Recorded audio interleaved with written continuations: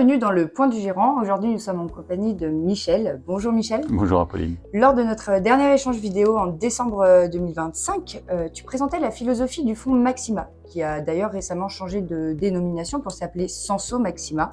Est-ce que pour commencer cette vidéo, tu pourrais dresser un rapide bilan sur l'année 2025? Oui, bien sûr, très rapidement, parce que 2025 est déjà bien loin derrière nous maintenant.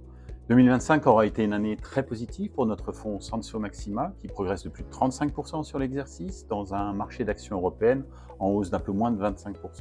Donc une performance absolue et relative très positive, et qui marque aussi le retour en grâce des actions européennes, après de nombreuses années de domination de la part de leurs homologues américaines. De nombreuses raisons à cela, mais on peut souligner d'un côté les bonnes dynamiques de réinvestissement sur certains segments d'activité, comme la défense ou les infrastructures, et tout ça dans un cadre de politique monétaire plutôt accommodant. Et puis d'un autre côté aussi, par une défiance grandissante vis-à-vis de l'administration américaine, pour le moins imprévisible.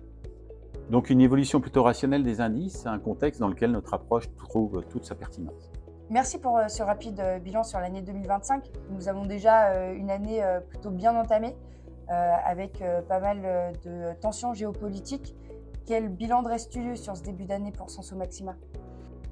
Alors 2026 a démarré dans ces 2 premiers mois par la poursuite du mouvement haussier entamé à partir de l'été dernier. Dans cette période, notre sélection de titres est restée plutôt en ligne avec le marché, avec d'un côté de très belles performances de la part de titres comme ASML aux Pays-Bas, Hochtief en Allemagne ou ACS en Espagne, qui sont toutes en hausse de plus de 30%. Mais simultanément, nous avons été impactés par les inquiétudes autour de l'impact du phénomène de l'intelligence artificielle sur certains segments de marché, comme les plateformes digitales, et des titres comme Prosus ou Auto1 en Allemagne ont été assez fortement impactés. Mais du fait de la hausse du marché et fidèle à notre approche contrariante, nous avions mis en place en portefeuille des couvertures qui nous ont permis, au moment de l'attaque américaine sur l'Iran, d'amortir significativement le mouvement de repli du marché. Ensuite, après la chute d'environ 10% des indices, nous avons levé ces couvertures, ce qui nous a permis de participer au rebond consécutif à l'annonce du cessez-le-feu.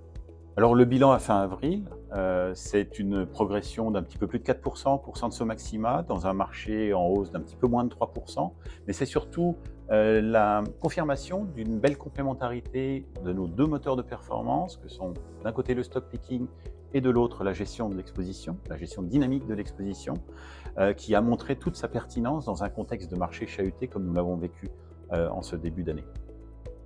Et pour conclure, et sans vraiment chercher à faire de prévision, comment appréhendes-tu la situation actuelle sur les marchés? Alors non, effectivement, compte pas sur moi pour faire une prévision sur les niveaux de fin d'année. 2 forces s'opposent actuellement sur les marchés. D'un côté, le conflit américano-iranien et ses conséquences sur le pétrole et l'inflation me semblent loin d'être résolus. Et il faut reconnaître qu'à ce niveau-là, on peut s'attendre à tout. Mais de l'autre, des marchés actions qui nous paraissent solides. Preuve en est les résultats qui sont actuellement publiés pour le premier trimestre 2026 et qui montrent, tant du côté américain que du côté européen, des chiffres très forts et en nette amélioration, notamment en Europe. Donc globalement, une forme d'incertitude qui s'est traduite en portefeuille récemment par la remise en place de couvertures pour justement mieux appréhender un niveau de volatilité qui nous semble toujours assez élevé. Merci Michel pour cet éclairage et merci à vous de nous avoir suivis. On se retrouve très bientôt pour un point du Gérant.